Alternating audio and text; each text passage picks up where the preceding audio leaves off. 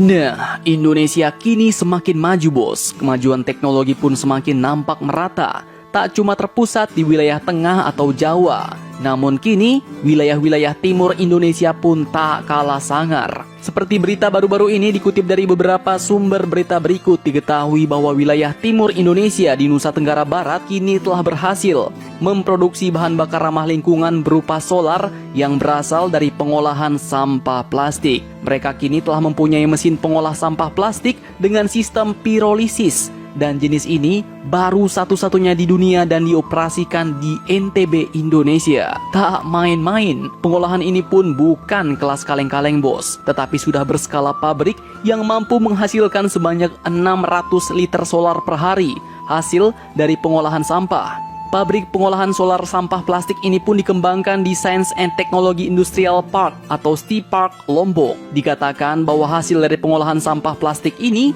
akan menghasilkan geodiesel atau solar yang setara dengan Dexlite yang berstandar Euro 3. Nah, pada hari Sabtu 29 Mei 2021 kemarin pun pabrik ini telah diresmikan langsung pengoperasiannya oleh Wakil Gubernur Nusa Tenggara Barat yaitu Ibu Siti Rohmi Jalilah. Kemudian Direktur dan Project Manager PT Geotrust Management Andrew Sinclair pun mengatakan bahwa pabrik ini telah dilengkapi dengan mesin berbobot 2 ton yang mampu mengolah sampah plastik sebanyak 1 ton menjadi 400 sampai dengan 600 liter solar per harinya. Mesin ini pun beroperasi selama 8 jam dan memanfaatkan tenaga PLN. Akan tetapi dalam waktu dekat pihaknya pun juga akan menghadirkan mesin berkapasitas 2 ton di tempat pembuangan akhir atau TPA sampah Kebun Kongo dengan kapasitas 12.000 liter solar dalam sehari, memanfaatkan tenaga listrik dari gas metan di TPA sebagai bahan bakarnya bos. Nah, dengan pabrik ini Nusa Tenggara Barat kini dapat membuat solar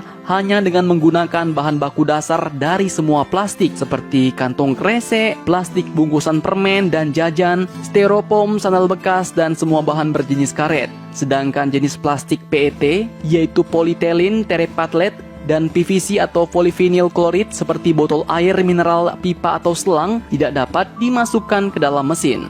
Nah, dengan menggunakan teknologi proses pirolisis, maka dari plastik tersebut akan menghasilkan cairan dan gas. Nah, untuk prosesnya dikatakan dengan menggunakan teknologi proses pirolisis, maka dari sampah plastik tersebut pun akan menghasilkan cairan dan gas. Kemudian cairan ini akan diproses lagi untuk memisahkan air dan minyak berupa solar. Bahkan sisanya dari proses plastik dapat digunakan untuk bahan baku aspal dan ban. Sedangkan sisa gas di tangki filtrasi dapat disaring dengan keramik sehingga udara yang keluar dari proses ini dapat bersih tanpa polusi.